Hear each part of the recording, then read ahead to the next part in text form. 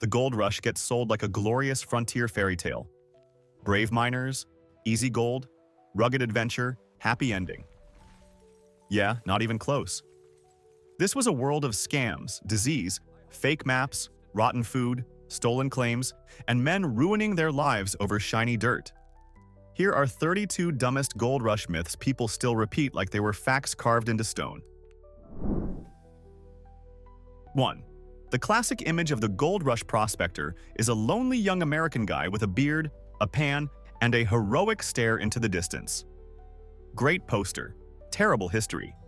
The goldfields were actually packed with people from everywhere, including Mexico, Chile, China, Australia, Ireland, Germany, and just about any place with men desperate enough to gamble their future on mud. And no, they were not all 20-year-old action heroes. Plenty were older men trying to recover from business failures, bad luck, or a life plan that had already gone completely off the rails. Most were not lone wolves either, because getting west was brutally expensive. They often pooled money in groups and formed mining partnerships. So the real gold rush looked less like a rugged frontier epic and more like an underfunded international startup, except with lice, bad soup, and much worse dental care. 2. Believing a gold rush merchant would weigh your gold honestly was the 19th century version of handing your bank password to a pickpocket and hoping he seems nice. It was an absolutely terrible idea. A lot of buyers had scales that were conveniently dishonest in ways only they fully understood. Some were tampered with, so a little dust vanished during the weighing. Others were simply crooked from the start. One of the sleaziest tricks involved the buyer leaning in and lightly blowing across the scale, just enough to lift fine gold dust away from your side. Imagine losing money because a man weaponized his breath. That was real life. Once you handed over your pouch, you were already halfway into a scam. The only mystery was whether you were getting cheated a little or getting robbed with the kind of creativity that almost deserves an award. 3. People love imagining the miners as illiterate cavemen with shovels, grunts, and maybe one surviving tooth between 6 of them. Reality was a lot less simple. Yes, the camps had rough characters, but many miners were surprisingly educated for the time. Lawyers, doctors, clerks, shopkeepers, accountants, and other respectable men from the East all rushed west, hoping gold would fix whatever had gone wrong in their regular lives. They could read, write, argue, calculate, and complain in complete sentences. The letters they sent home were often detailed, expressive, and sometimes painfully funny in how clearly they described misery, weather, prices, and the general collapse of their dignity. These were not ignorant brutes. They were literate men who made spectacularly foolish choices. Their problem was not lack of education. Their problem was believing intelligence automatically prevents stupidity, which history has generously proven false. 4. A lot of people imagine that once a miner marked out a claim, the law stepped in, tipped its hat, and protected his little patch of fortune. Absolutely not. In the early gold rush, claiming land usually meant sticking posts in the ground and praying nobody larger, meaner, or more heavily armed wandered by before lunch. There were no neat title records waiting in some tidy courthouse. There was no magical frontier legal system making sure fairness won. Most places operated on informal camp rules, intimidation, rumor, and whatever group consensus existed that week. If somebody wanted your claim badly enough, your real protection was your fists, your shovel, or the number of friends willing to stand beside you and look dangerous. It was not law in the polished sense. It was more like playground politics for adults, except everyone was exhausted, filthy, broke, and carrying tools that could absolutely crack your skull. 5. The legendary Gold Rush menu of beans, bacon, and coffee gets presented like some glorious frontier power meal. In reality, it was closer to edible punishment. The bacon was often so packed with salt, it felt like chewing preserved lumber with pork attached as an afterthought. The beans were frequently ancient, stubborn little rocks that needed hours over a fire before they became even vaguely swallowable. And the coffee was not always coffee. Sometimes it was made from burnt grain, toasted bread crusts, or whatever sad brown substance could fake the color while delivering none of the comfort. Then came the best part, meaning the worst part. This miserable food cost a fortune. Men were paying premium prices to eat meals that tasted like regret and digestive trouble. A lot of the suffering in the camps did not come from mining itself. It came from realizing that dinner had somehow managed to lose the fight against breakfast. 6. The idea that the U.S. Army stood guard over hard-working miners like some noble frontier shield is adorable, but it belongs in fiction. Government authority in the goldfields was weak, scattered, and often hilariously inadequate. The Army presence in California was tiny, stretched thin, poorly supplied, and nowhere near capable of controlling the chaos exploding across the mining regions. If a camp turned ugly, soldiers were not likely to appear in perfect formation and restore order with heroic efficiency. More often, they were too far away, too few, or too overwhelmed to matter. Real power usually belonged to local groups, camp leaders, armed miners, and whoever had the nerve and numbers to enforce their version of justice. Depending on the army to protect your gold, your property, or your person was deeply optimistic. It was like trusting one fence post to stop a stampede. Nice thought. Completely useless when the actual madness started moving. 7. Sure, miners drank in saloons, but calling the alcohol purely recreational is giving frontier liquor way too much credit. What many camps sold as whiskey could be an alarming homemade brew mixed from raw alcohol, and whatever else somebody thought would improve the flavor, which was usually nothing that should be inside a human body. Water, tobacco juice, hot pepper, or other nonsense sometimes ended up in the bottle. It was less a drink and more a dare.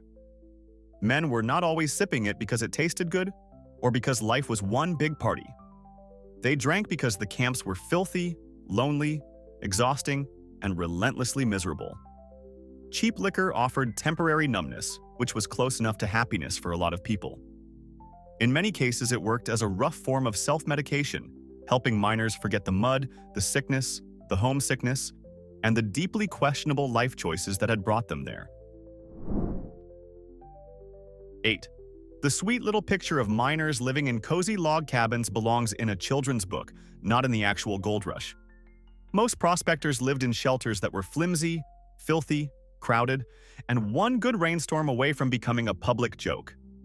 Tents leaked, sagged, and turned into wet little misery boxes whenever the weather got ugly. Shacks thrown together from scrap wood, canvas, and mud were often barely sturdier. These were not homes in the comforting sense. They were survival containers. Inside, men dealt with cold, dampness, disease, insects, and rats that behaved like they had senior ownership rights. Nights were not peaceful scenes by the fire. They were long hours of huddling in a drafty hole while something scratched in the corner, and your blanket somehow felt both damp and dirty at the same time. Gold Rush housing was less frontier charm and more emergency shelter designed by exhaustion and bad luck. 9. Movies trained everyone to think the Gold Rush was non-stop gunfights, dramatic stare-downs, and men dropping each other over claims before the music swelled. In real life, bullets were not the main villain. Disease, bad food, contaminated water, and endless petty fraud caused far more damage than some cinematic showdown at high noon. The true chaos of the camps was often smaller, cheaper, and somehow even more pathetic. It was the guy selling miracle devices for finding gold that were really just sticks. It was merchants using tampered scales. It was bakers stretching flour with whatever garbage they could get away with. It was endless little swindles happening in every direction. The real Wild West atmosphere was not heroic violence. It was a giant muddy marketplace where thousands of desperate men spent half their energy digging, and the other half trying not to be creatively robbed by somebody with a smile and a measuring tool. 10. The old stereotype that Chinese immigrants were only a minor background presence doing laundry is not just wrong, it is lazy history dressed as confidence. Chinese miners were a major force in the gold rush, and in many cases they were more organized, disciplined, and efficient than the men mocking them. While a lot of white prospectors were running on chaos, luck, and terrible planning, Chinese workers often formed structured companies, shared labor, managed resources carefully, and worked claims others had abandoned as worthless. Through patience, cooperation, and smarter methods, they often recovered impressive amounts of gold from places other miners had written off. That success produced resentment fast, because nothing enrages an unsuccessful fool quite like seeing someone else do the job better. Chinese immigrants were not a tiny side note. They were serious participants in the mining economy, and many of them were playing the game with far more skill than the loud men pretending to own it. 11. One of the biggest gold rush fantasies is that miners were constantly scooping huge gold nuggets from streams like nature had turned into a vending machine for instant wealth. That was not the normal experience. Most miners were after fine particles and tiny flakes, not fist-sized treasure chunks gleaming in the sun. The overwhelming majority of gold came out of the ground as dust, little specks, and frustratingly small bits that took endless labor to collect. A man could spend all day standing in freezing water, wrecking his back and his patience, just to gather a quantity of gold that looked impressive only if you were showing it to an insect. Stories about giant nuggets spread because they were perfect bait. They kept new waves of hopeful men moving west, convinced they might be the lucky exception. Meanwhile, the average reality was not instant fortune. It was 12 hours of pain for what amounted to glitter with ambition. 12. You would think James Marshall, the man associated with the discovery that launched the California gold rush, would have ended up rich, celebrated, and permanently comfortable. History instead looked at him and said no, absolutely not. Once the discovery became public, the area around him was flooded by fortune seekers who tore through the place with the delicacy of invading goats. His property was overrun, his livelihood was wrecked, and whatever control he once had disappeared under a tidal wave of people chasing wealth. Marshall spent much of the rest of his life drifting through the story of his own fame without ever cashing in properly on it. He became the man who helped ignite one of the biggest rushes in American history and somehow still ended up broke and bitter. So no, he did not become a wealthy hero. He became one of history's finest examples of being massively important and personally unlucky at the same time. 13. People often assume the abandoned ships in San Francisco Bay were just left to rot where their crews deserted them. That would have been dramatic, but the real story is even stranger and honestly more impressive. When sailors and passengers jumped ship to chase gold, San Francisco suddenly had a floating parking lot of unused vessels. Rather than let all that wood and space go to waste, people dragged many of those ships into the mudflats and started reusing them. Some became warehouses, some turned into stores, hotels, offices, saloons, and one even served as a jail. Then, as the shoreline was filled and the city expanded, many of those vessels were buried under new construction. In other words, parts of San Francisco literally grew on top of abandoned ships. So beneath the polished streets and business towers of the modern city, there is still a weird hidden skeleton of the gold rush era resting under the ground like a secret maritime basement. 14. The idea that everyone in the gold rush spoke English and instantly merged into one happy American frontier culture is pure fantasy. The camps were multilingual chaos. People arrived from all over the United States, yes, but also from Mexico, Chile, Peru, China, France, Germany, Ireland, Australia, and beyond. That meant the gold fields were full of competing languages, regional habits, customs, and misunderstandings. Business deals, arguments, and daily survival often depended on broken phrases, wild hand gestures, and the sort of improvised communication that could either solve a problem or accidentally start one. This was not some beautiful, seamless melting pot. It was a noisy collision of groups who often trusted their own communities far more than anyone else. And honestly, that suspicion was not irrational because cheating was everywhere. The gold rush produced diversity, but not automatic unity. It was more like a global traffic jam held together by greed, confusion, and the occasional shouted word that nobody translated correctly. 15. Water was the most essential thing in placer mining, and people loved pretending it was just there for the taking. That fantasy lasted about 5 minutes. Once miners realized controlling water meant controlling the entire process of washing soil for gold, companies moved in fast. They built ditches, canals, flumes, and makeshift systems to redirect streams and rivers, then started charging miners for access. Suddenly, the stuff falling from the sky and running through the landscape had a price tag attached to it by men who smelled an opportunity from a mile away. If you wanted to work efficiently, you often had to pay these water operators ridiculous fees. They were basically the frontier version of monopoly utility providers, except with rougher hats and probably worse customer service. A lot of people imagined the money was in the dirt. Quite often, the smarter money was in charging desperate miners for the water they needed to separate that dirt from the gold. 16. Gold was the obsession, but it was not the only thing people were desperately willing to pay for in the mining camps. In those crowded, lonely, uncomfortable settlements, plenty of other goods shot up in value for reasons ranging from practical to deeply depressing. Take cats. Yes, cats. With rats everywhere and companionship in short supply, miners would pay serious money for one. A decent mouser could save your food supply and, as a bonus, provide the closest thing to emotional stability available in a tent full of exhausted men. Then there were foods like onions, pickles, and other produce. These were not luxury snacks. They could help prevent scurvy, which made them wildly valuable in places where fresh food was rare.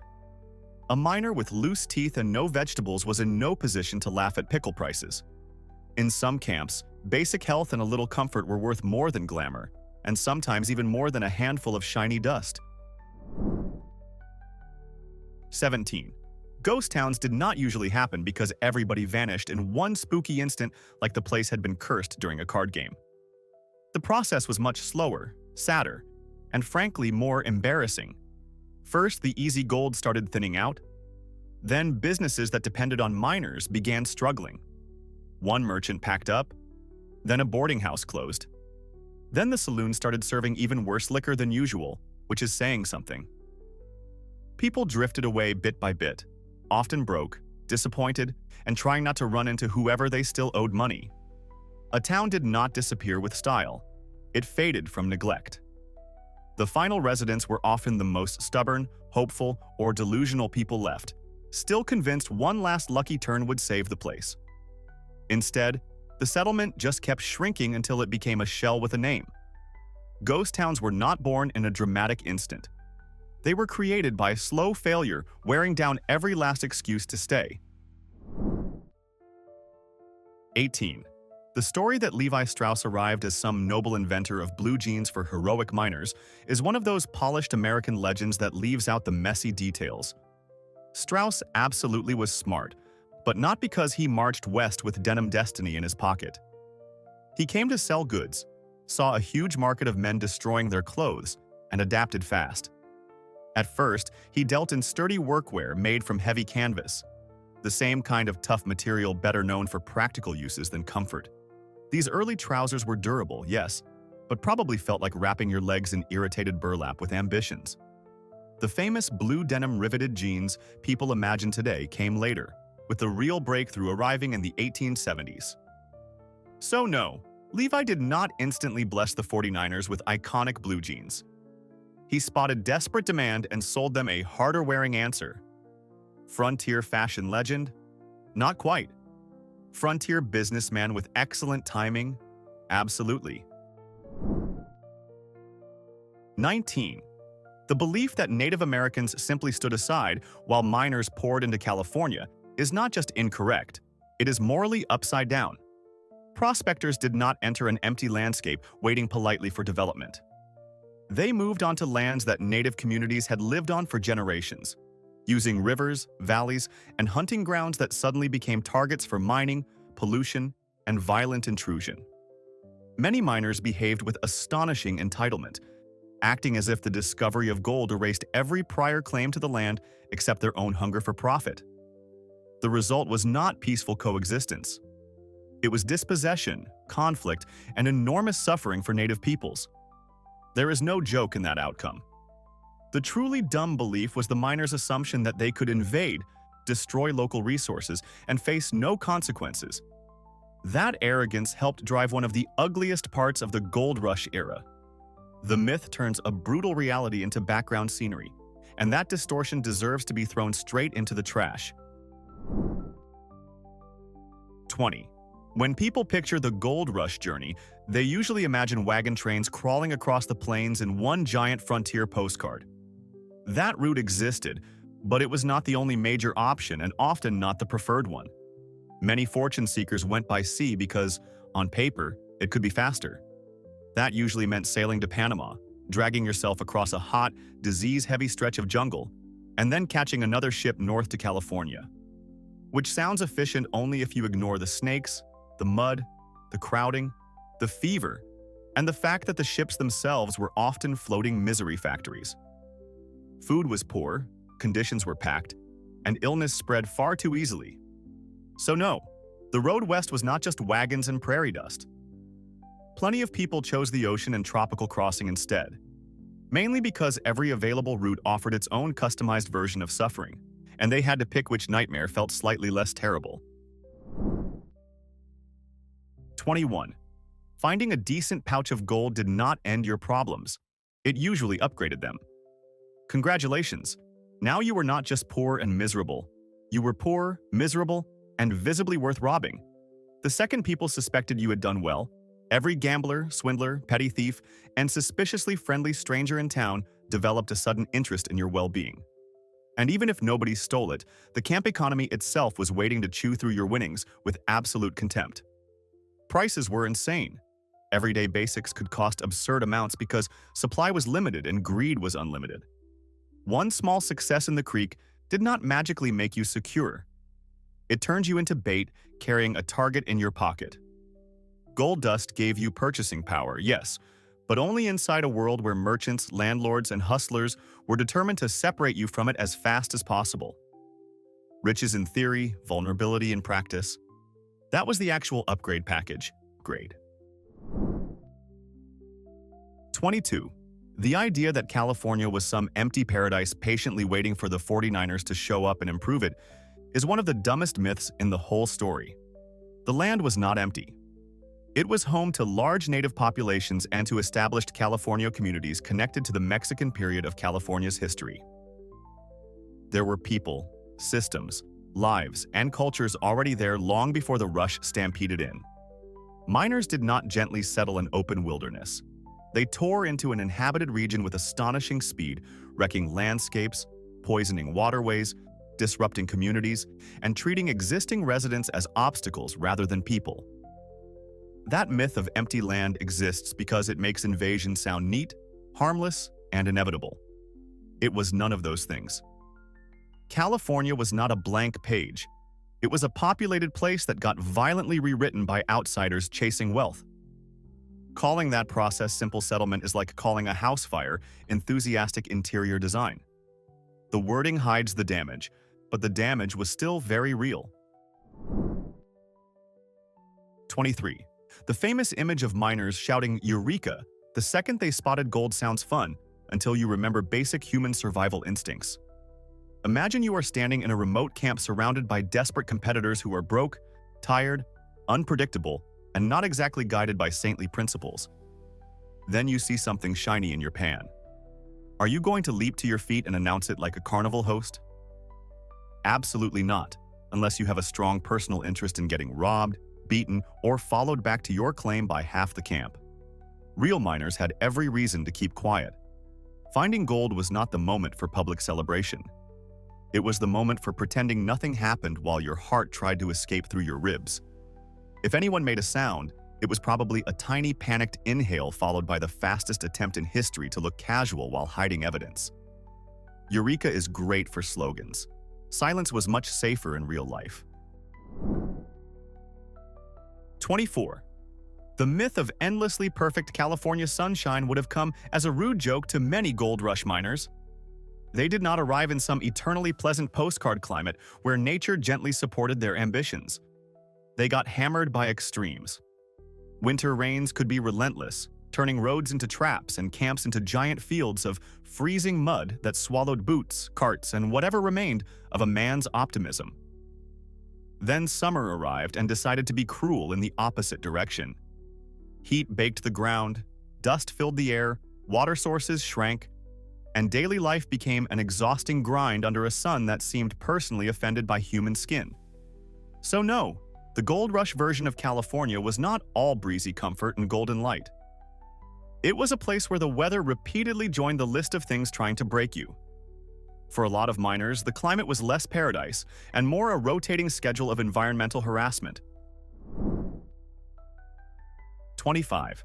Buying a map that supposedly showed exactly where the gold was has to be one of the most gloriously gullible decisions a person could make in that era. Yet people did it. Over and over. Some salesman would appear with a dramatic sketch full of promising markings, mysterious directions, and just enough confidence to make a tired, hopeful fool think he was purchasing a shortcut to fortune. In reality, these maps were often worthless. Best case, they pointed to ground already known, crowded, or mostly worked out. Worst case, they led nowhere useful at all. They were basically the gold rush version of a scam message promising hidden wealth if you just trust a stranger with suspiciously perfect information. Real rich ground was not being quietly sold for pocket change by some guy in a tent. That should have been obvious. But desperation has always been one of history's favorite tools for making otherwise functional adults believe complete nonsense. 26. The image of early gold rush miners casually tossing dynamite around like action movie professionals is nonsense for one very simple reason. Dynamite did not even exist at the start of the rush. Alfred Nobel developed it later, and it was not available in the original 49er phase. What miners actually used was black powder, which was far older and far less predictable. Using it was not some sleek, efficient blasting operation.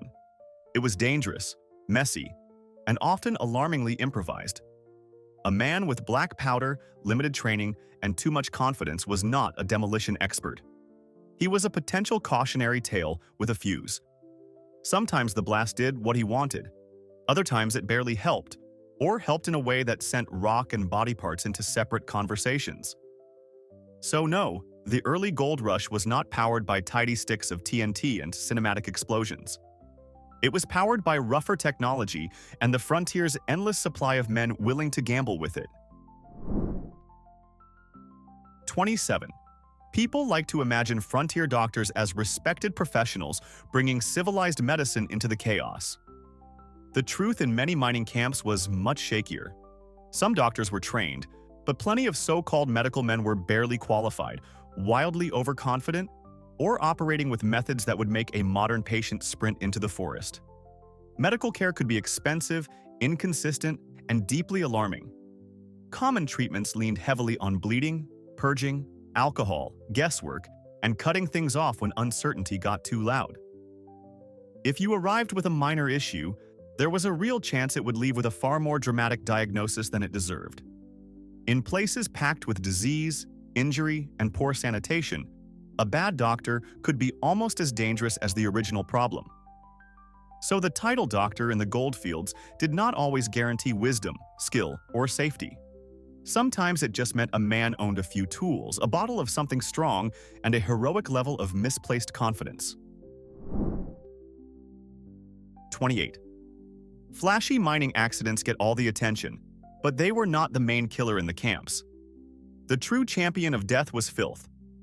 Gold rush settlements were packed with too many people, too little sanitation, contaminated water, spoiled food, and a general attitude toward hygiene that can only be described as catastrophically casual. Disease spread fast in that environment.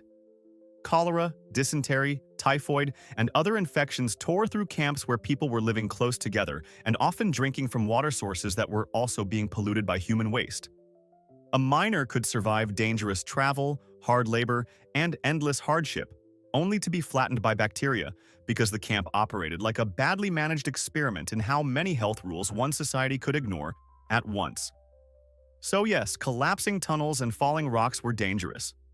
But the really relentless enemy was microscopic, everywhere, and thriving in the mud while thousands of men convinced themselves that a quick rinse and strong whiskey counted as a public health plan. 29.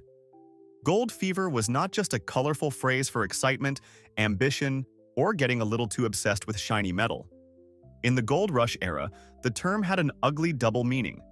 It absolutely described the greed and mania driving people west, but it also echoed the very real fevers that came with disease. Men chasing sudden wealth often ended up in places where malaria, typhoid, and other serious illnesses were constant threats. So the same obsession that filled their heads with dreams of riches also dumped them into conditions where their bodies could literally burn with infection. That makes the phrase far darker than it sounds today. It was not a cute slogan for adventurous optimism. It was a brutally accurate summary of the whole situation. People were inflamed by greed, and then, quite often, inflamed by actual sickness. The language of the period was not being poetic. It was describing a system where unhealthy ambition regularly produced unhealthy humans. 30. Even after all the work of finding gold, you still were not done being vulnerable. A lot of placer gold was not perfectly pure. It often came mixed with silver, copper, and other materials, which meant its actual value could be harder to judge than an exhausted miner wanted to hear. That created the perfect opening for merchants and buyers to pull their favorite frontier trick, which was pretending they were doing you a painful favor. A man would squint at your little pile of dust, mutter something serious about impurities, and suddenly decide it was worth far less than you expected. And what were you supposed to do? Conduct a chemical analysis in the dirt with a spoon and optimism. You usually had to accept the judgment or risk walking away with nothing. So no, river gold was not automatically pure money in portable form. Even after you found it, you still had to survive the next round of getting expertly underpaid by someone smiling over a scale. 31. The gold rush was not a world occupied only by hardened adult men with beards, boots, and a highly developed ability to make terrible decisions. Children were there too, and not in some harmless background way. Boys as young as 10 or 12 could be found working in the gold fields, panning, hauling, cleaning, digging, and taking on labor that was dangerous, exhausting, and absolutely not what modern people mean when they say childhood. Some came with families who needed every pair of hands working. Others were pushed west by poverty, circumstance, or the general brutality of the times. These were not carefree little side characters having a frontier adventure. They were working in harsh environments full of risk, sickness, adult vice, and constant instability. By their mid-teens, many had seen more hardship than a comfortable modern adult will ever imagine. The gold rush did not just swallow men chasing fortune, it dragged children into the machinery too. 32. The biggest danger in the gold rush was not usually a dramatic gunfight with bandits or a showdown with a claim jumper under some heroic sunset. That version makes for better cinema than actual history. In truth, the deadliest threats were often painfully ordinary and embarrassingly unglamorous. Bad food, contaminated water, infected cuts, poor shelter, spoiled meat, and relentless intestinal disease killed far more men than frontier shootouts ever did. Dysentery alone could flatten somebody far more effectively than any outlaw with a revolver. One day a miner was talking big about the future. A few days later, he was losing a deeply humiliating war against his own digestive system in a miserable camp latrine. That was the real horror. Not legendary duels, but ordinary sickness and filthy conditions with weak medicine and worse luck. The gold rush was dangerous, yes, but often in the most pathetic way possible. Germs and bad pork did more damage than gunsmoke. So that was the gold rush without the polished Hollywood nonsense, just greed, filth, chaos, and a truly historic amount of bad decisions. Now tell me this. Which gold rush myth, scam, lie, or ugly detail did this video still not mention? And which one deserves to be mocked even harder? Drop it in the comments. Like the video, subscribe, and stick around for more history that gets weirder the closer you look.